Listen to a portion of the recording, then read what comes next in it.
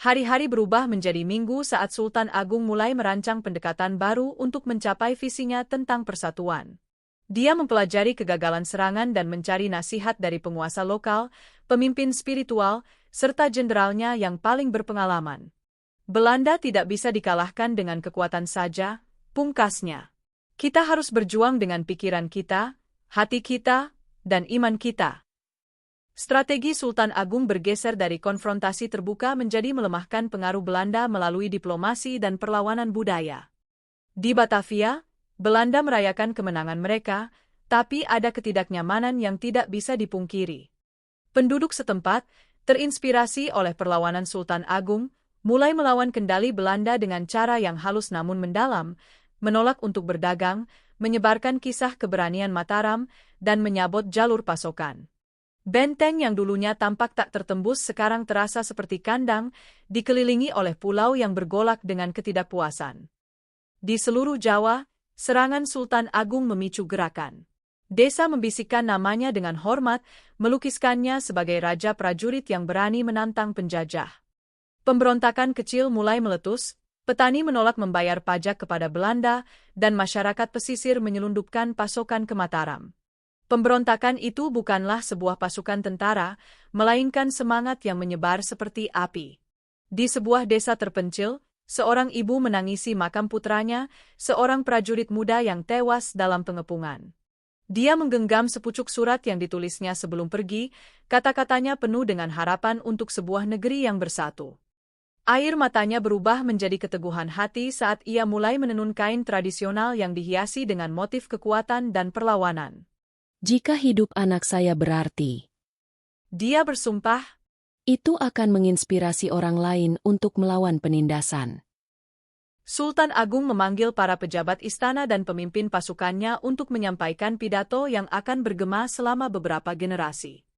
Berdiri di bawah pohon beringin yang menjulang tinggi di halaman istananya, ia menyatakan, "Persatuan tidak ditempa di tengah panasnya pertempuran, tetapi di dalam hati rakyat kita. Biarlah setiap desa, setiap sungai, setiap butir beras menjadi benang dalam permadani bangsa kita." Kata-katanya memicu gerakan yang melampaui perbatasan kerajaan, menghubungkan pulau-pulau di Nusantara dalam mimpi bersama. Belanda, meskipun menang, memiliki ketakutan terhadap apa yang tidak dapat mereka lihat. Laporan-laporan perlawanan datang dari setiap sudut pulau Jawa. Gema pemberontakan menjadi genderang yang menghantui mimpi-mimpi mereka. Kun menulis dalam jurnalnya, "Kami telah memenangkan benteng, tetapi kami kehilangan tanah." Kata-katanya mengungkapkan keretakan dalam kendali Belanda. Kekuasaan yang rapuh yang dibangun di atas pasir yang bergeser. Sultan Agung lebih banyak menghabiskan waktunya untuk bermeditasi, mencari kebijaksanaan dari Sang Ilahi. Dia melakukan perjalanan ke Gunung Merapi, tempat angin membawa suara-suara para leluhur. Di sana, ia berdoa memohon petunjuk, nada-nada gamelan bergema di lembah di bawahnya. Dia kembali dengan semangat baru, dan menyatakan, "Kekuatan kita terletak pada warisan, keyakinan, dan persatuan di antara kita." Pandai besi di Mataram mulai membuat senjata baru, tidak hanya untuk perang tetapi juga sebagai simbol ketahanan. Belati keris diukir dengan desain rumit yang melambangkan kosmos, sebagai pengingat akan keterhubungan segala sesuatu. Senjata-senjata ini menjadi pusaka, diwariskan dari generasi ke generasi sebagai tanda perlawanan dan harapan. Di pasar-pasar Batavia yang ramai, para pejuang perlawanan yang menyamar sebagai pedagang bergerak tanpa disadari di antara tentara Belanda.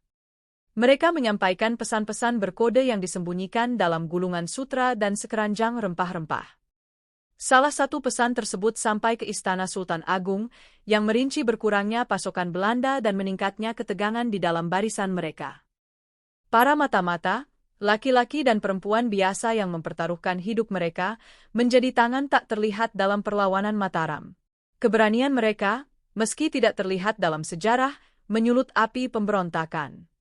Di bawah sinar bulan, perahu-perahu kecil yang memuat beras dan anak panah mengarungi garis pantai Jawa yang berbahaya, menghindari patroli Belanda. Pedagang pesisir, yang setia kepada Mataram, menyelundupkan perbekalan ke pasukan Sultan Agung, sehingga menjamin kelangsungan hidup pasukannya. Ombak menjadi sekutu mereka, meredam suara dayung dan membawa mereka dengan aman melewati kapal musuh. Rute rahasia ini, yang hanya diketahui oleh para penyelundup, menjadi jalur penghubung yang menghubungkan visi Sultan dengan para pejuang perlawanan yang tersebar di seluruh pulau. Di bawah bayang-bayang Gunung Merbabu, Sultan Agung bertemu dengan utusan kerajaan tetangga. Di sekitar api unggun yang menyala-nyala, mereka berdebat tentang nasib mereka bersama di bawah kendali Belanda. Kalau kita tidak bersatu, Kata Sultan Agung. kita akan tumbang satu demi satu. Para utusan tersebut, yang terpengaruh oleh karisma Sultan Agung dan janji Nusantara yang lebih kuat, menjanjikan dukungan mereka. Aliansi ini, meski rapuh, menunjukkan titik balik yang kritis. Mataram tidak lagi berjuang sendirian. Di jantung perkebunan Belanda, buruh lokal bersekongkol melawan penindas mereka. Mereka bekerja lambat, menyabotase mesin, dan salah arah pengiriman ke Batavia. Suatu malam, kebakaran terjadi di pabrik gula, apinya menghabiskan minggu-minggu kerja orang Belanda. Belanda mencurigai adanya pemberontakan tetapi tidak dapat mengidentifikasi pelakunya. Tindakan pembangkangan diam-diam ini melemahkan perekonomian Belanda dan mengingatkan mereka bahwa dominasi mereka dibangun di atas fondasi yang tidak stabil. Di Mataram, pengrajin dan pendongeng mulai membuat karya yang mengobarkan semangat perlawanan. Wayang kulit menggambarkan serangan Sultan Agung ke Batavia, sementara para penyair membacakan syair-syair persatuan dan perlawanan di alun-alun desa. Nyanyian kemerdekaan bergema di persawahan, melodinya menyatukan masyarakat dalam mimpi bersama.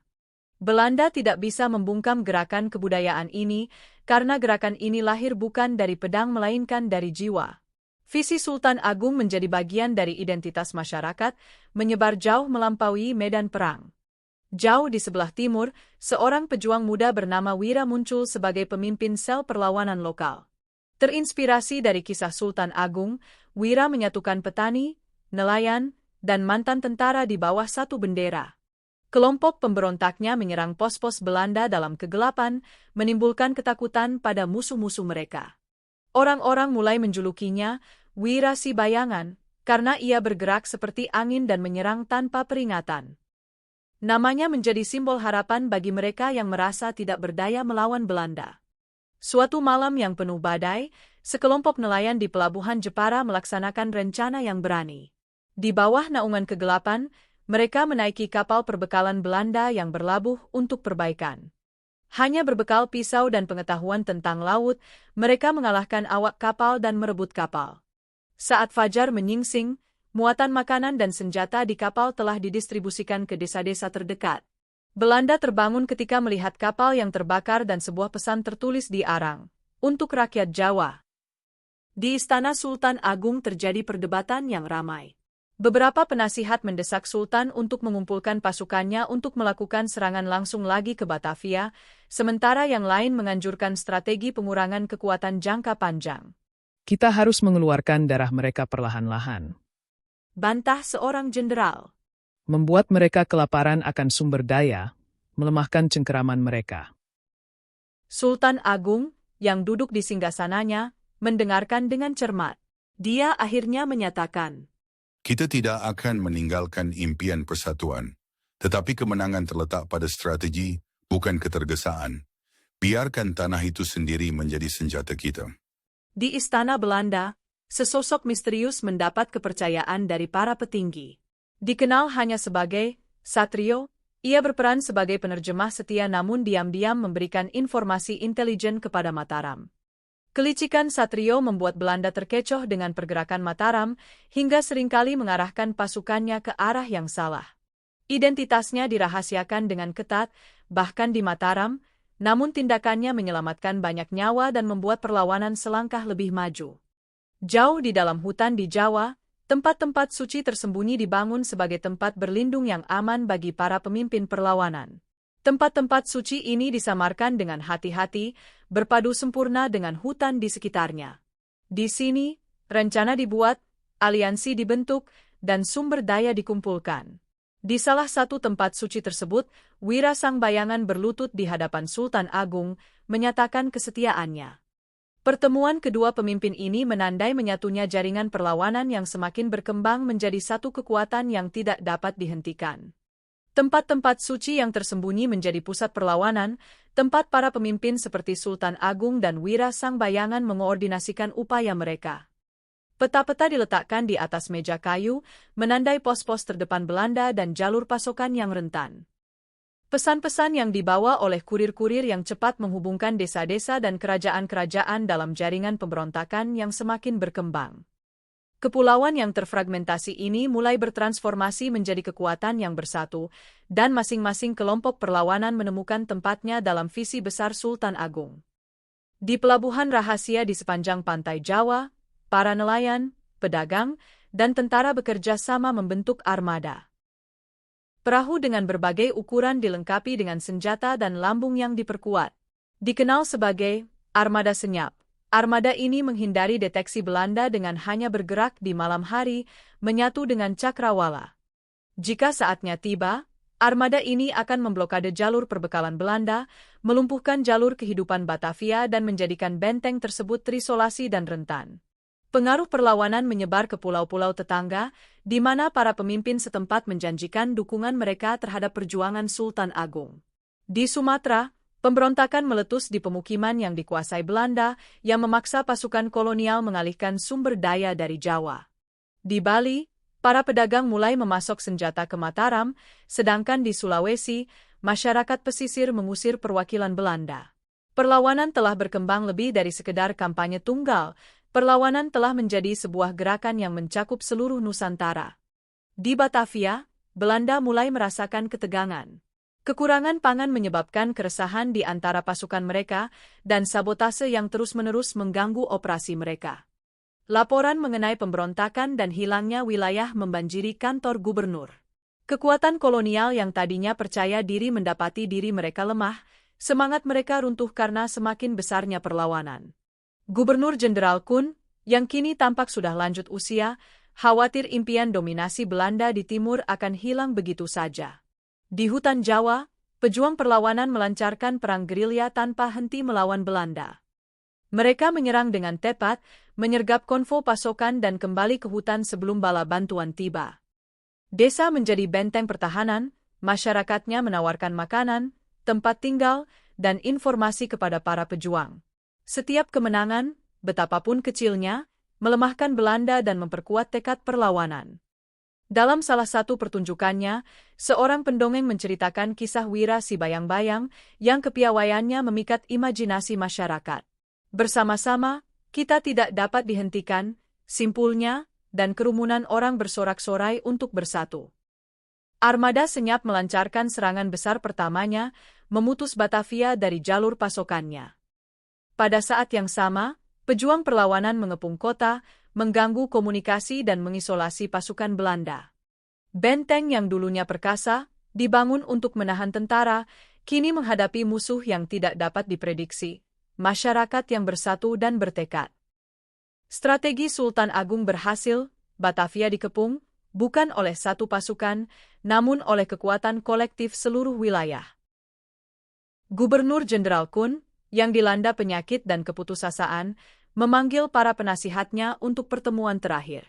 Dia mengakui, "Kita meremehkan mereka. Ini bukan lagi perang yang bisa kita menangkan." Malam itu, ketika suara perlawanan bergema di luar tembok benteng, Kun meninggal di kamarnya. Kepergiannya menandai berakhirnya era Belanda di Jawa, titik balik perjuangan Nusantara. Disclaimer. Cerita ini dibuat berdasarkan versi yang dihasilkan oleh Artificial Intelligence. Dengan demikian ada kemungkinan terjadi perbedaan dengan cerita sejarah yang sesungguhnya. Demikian pula penggambaran tokoh dan latar yang ada juga merupakan sebuah ilustrasi dari para tokoh tersebut.